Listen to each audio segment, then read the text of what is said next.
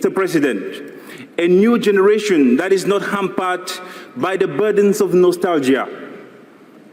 We are ready to look at Africa-France relations with fresh eyes, with optimism and with confidence. To paraphrase Nelson Mandela, our choices must reflect our hopes and not our fears. We are not afraid to take our responsibility. You must find the courage to take yours. Because France cannot remain trapped in an outdated vision of the African continent. We have come to propose solutions and to dialogue with you because we have a different, a more admirable future to propose. Not necessarily because we are going to be comfortable about what will change, but because at this point, it is the only thing that makes sense.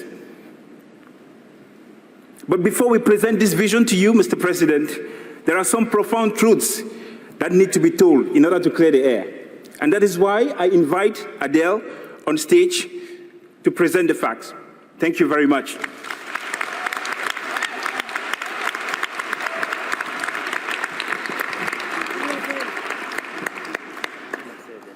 Bonjour. Hello, I'm Adele Onyango, and I come from Kenya.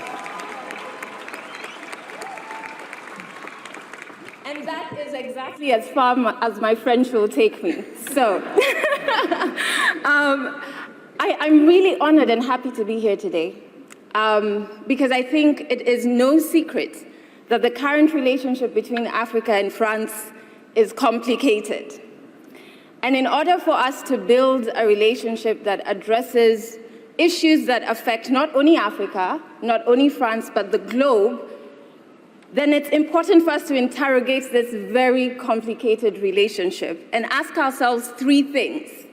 One, what is not efficient? Two, what is not ethical? Three, where do we see integrity gaps? And to be able to do these three things, we're going to have to be brutally honest.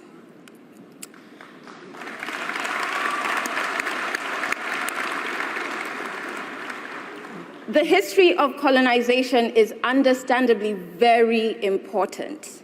For Africa, it's a path that is as painful as it is destructive.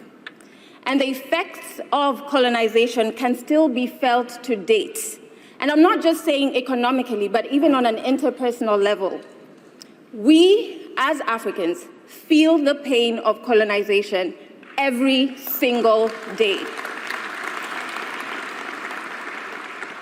Now, the lack of a clear and strong acknowledgement of the continent's pain on this destructive past results in skepticism. And the absence of actions that will further push the acknowledgement is also a major issue in the current France and Africa relationship. In fact, the air of denial that France chooses to sit in is uncomfortable, not only for Africa, but also for France, and it does no good for either one of us.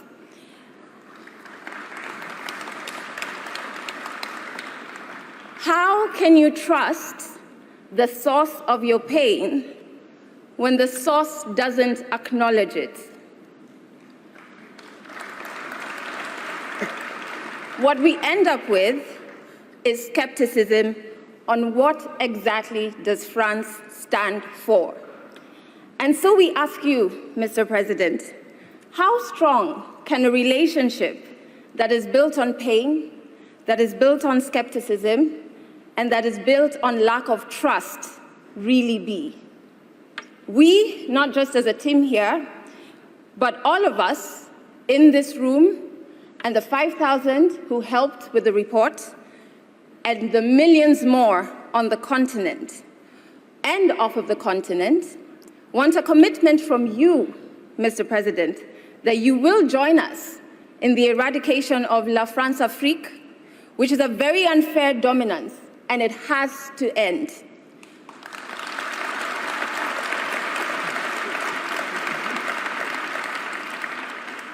Furthermore, the breakdown in understanding what France fully stands for is fueled by the continued collaborations that France has with agencies, leaders, and individuals who have glaring integrity issues, whilst on the other hand, claiming to be standing for human rights.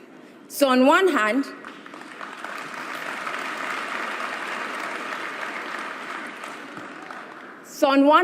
we have France that is entrenched in issues around racism, around exploitative dominance, and whilst on the other hand, they're still claiming to teach others about democracy.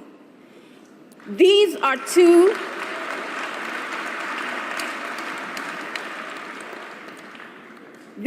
profiles that one cannot fill at the same time.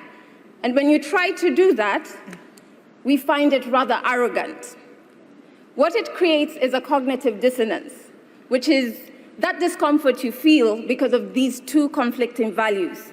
It not only doesn't make sense, it is unsustainable, it births a negative perception, and an ambiguity in knowing once again what values does France stand for.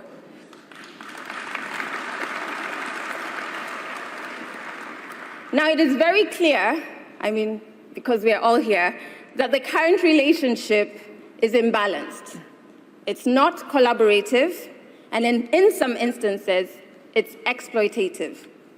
We have social impact solutions built without any input from relevant African civil society organizations who are a resource when it comes to really understanding problems on the ground and creating solutions that run efficiently.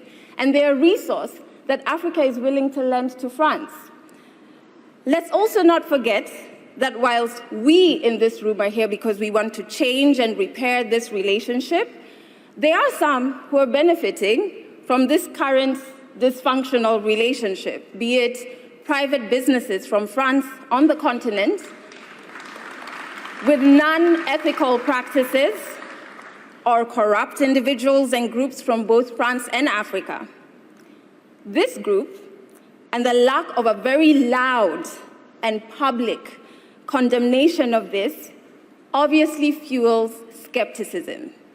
So this honest interrogation is a very important first step, because the strengths and weaknesses of this current relationship will dictate the success or failure of our collective future relationships. But we are not only telling you what's not working. We are very solution-driven, which is much unlike the heads of states that you're used to meeting.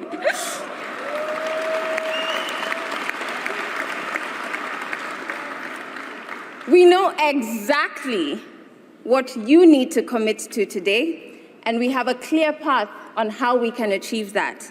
And that is what my brother Arthur will share with you. Arthur, c'est à toi. Thank you.